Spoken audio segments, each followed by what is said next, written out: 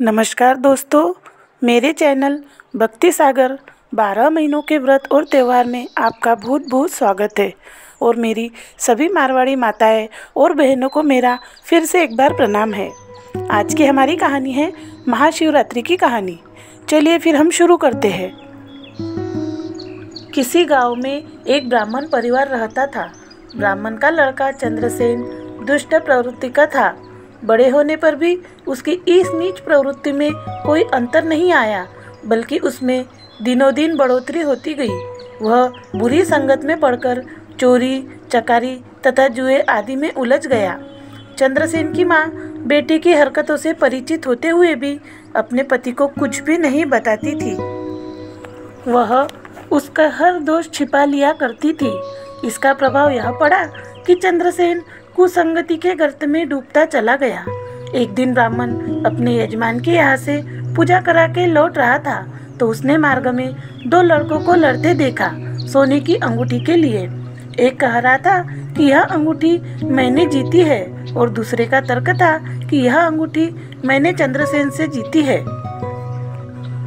यह सब देखकर सुनकर ब्राह्मण बहुत दुखी हुआ। उसने दोनों लड़कों को समझा बुझाकर अंगूठी ले ली। घर आकर ब्राह्मण ने अपनी पत्नी से पूछा चंद्रसेन के बारे में। उत्तर में उसने कहा, यही तो खेल रहा था अभी, जबकि हकीकत तो यह थी कि चंद्रसेन पिछले 5 दिनों से घर नहीं आया था।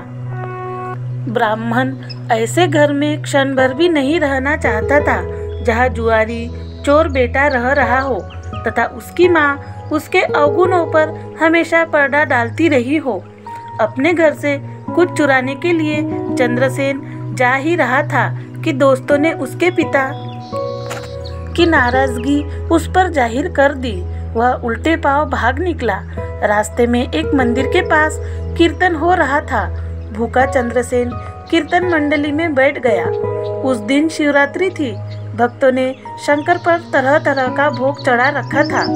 चंद्रसेन इसी भोग की सामग्री को उड़ाने की ताक में लग गया। कीर्तन करते करते भक्तगण धीरे धीरे सो गए। तब चंद्रसेन ने मौके का लाभ उठाकर भोग की चोरी की और भाग निकला। मंदिर से बाहर निकलते ही किसी भक्त की आंख खुल गई। उसने चंद्रसेन को भागते देख चोर चोर कहकर शोर मचा दिया। लोगों ने उसका पीछा किया। भूखा चंद्रसेन भाग न सका और डंडे के प्रहार से चोट खाकर गिरते ही उसकी मृत्यु हो गई। अब चंद्रसेन को लेने शंकर जी के गण तथा यमदूत एक साथ आ पहुँचे। यमदूतों के अनुसार चंद्रसेन नरक का अधिकारी था क्योंकि उसने पाप ही पाप किए थे, लेकिन शिव के गणों के अनुसार चंद्रसेन स्वर्ग का अधिकारी था क्योंकि वह शिव भक्त था। चंद्रसेन ने पिछले 5 दिनों से भूखे रहकर व्रत तथा शिवरात्रि का जागरण किया था। चंद्रसेन ने शिव पर चढ़ा हुआ नैवेद्य नहीं खाया था। वह तो नैवेद्य खाने से पूर्व ही प्राण त्याग चुका था।